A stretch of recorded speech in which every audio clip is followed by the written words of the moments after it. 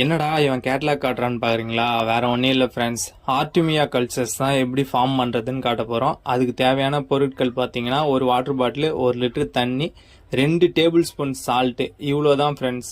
எங்கள் வீட்டில் நான் பாத்திரம் கேட்டேன், என் அம்மா தொடப்பு கடையில அடி பண்ணிட்டாங்க. அதனால நான் பாத்திரம் எடுக்கல, வாட்டர் பாட்டில் எடுத்துட்டேன். உங்களுக்கு பாத்திரம் வேணுன்னா வாங்கிக்கோங்க, அம்மா கிட்ட அடி வாங்கிக்காம பார்த்துங்க.